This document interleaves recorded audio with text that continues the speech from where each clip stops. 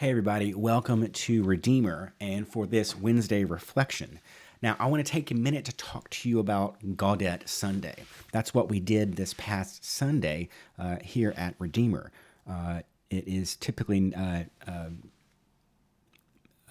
recognized by the pink candle in the Advent wreath. Perhaps your Advent wreath has four candles, with three of them being purple, one of them being pink or rose, and then maybe a center candle, a white candle, which is the Christ candle for Christmas Day. And so, why do we have this mix-up? Why is there purple, purple, pink, purple? Doesn't it go purple, purple, pink, white? No, it actually goes purple, purple, pink, purple. And that is for Gaudete Sunday. And there's historical reasons why we have that. It's a hangover from a long time gone by. And I've been saying pink, but I really should be saying rose. No, not that rose. No, not this rose either. I'm talking about the vestments people use. Vestments like this one. Or vestments like this one. This is a really old one from England. And you see, here are these beautiful vestments, and they pop up in the middle of our Advent season. Now, why don't I wear pink vestments? Well, because you would only use them twice a year, for Gaudete Sunday and then in Lent for Laetare Sunday. Now, what are those? Well, let's talk about that. Historically, Advent, much like Lent, was purple, and it was a season of preparation and penitence and fasting. So Advent was very much like what we think of Lent, and you are preparing yourselves for the massive celebration that is Christmas, much in the same way Lent prepares you for the massive celebration that is Easter Day.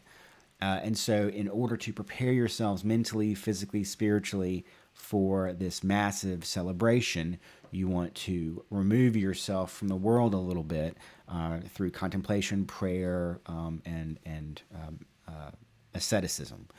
And so by distancing yourself from worldly pleasures, you are preparing yourself for the extreme joy and celebration that are these two major feasts in the church. The two big feasts in the church. That's Christmas and Easter.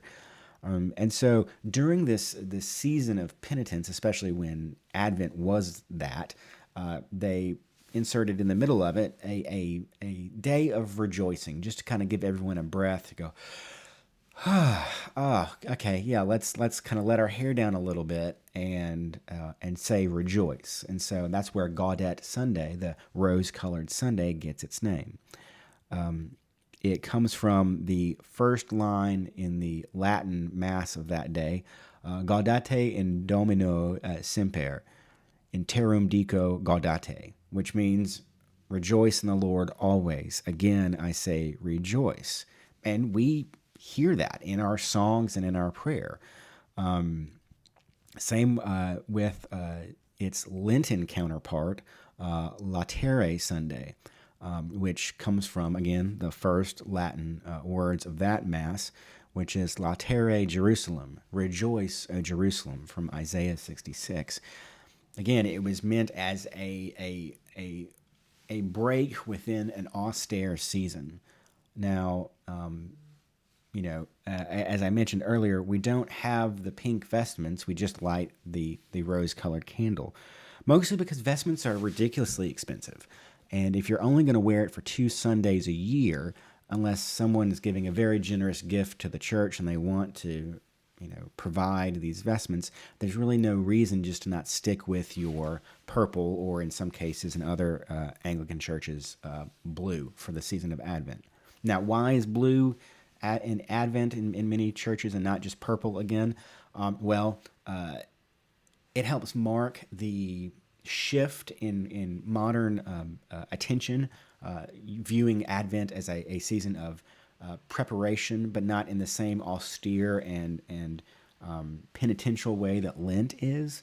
And so there was a feeling of, well, let's give it a similar but different color, still a royal color, but something different. And the reason behind that was there was a tradition in Salisbury, England, that they used blue instead of purple, and they found these historical vestments, and they called them the Sarum Rite. And so, in Salisbury, England, they had this ancient tradition of using blue. And that was before things were really standardized. Every church was really kind of doing its own thing, and neighbors influenced neighbors, but there were certain pockets and regional variances. Now, I go into a lot more of this in my podcast episode on the Church Nerd. But again, all of these vestments historically were vegetable dyes, and so who knows if a dark a dark colored vestment wouldn't fade toward a blue color or toward a purple color over time. And so, if people were finding these traditional blue vestments in the Sarum Rite, but everyone else had blue or purple rather, maybe that's just because the vegetable dyes faded toward a different direction.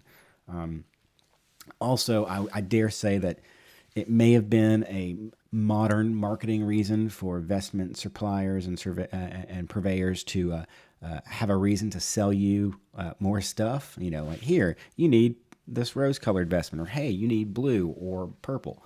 And again, they're very expensive, so it really, really doesn't quite matter.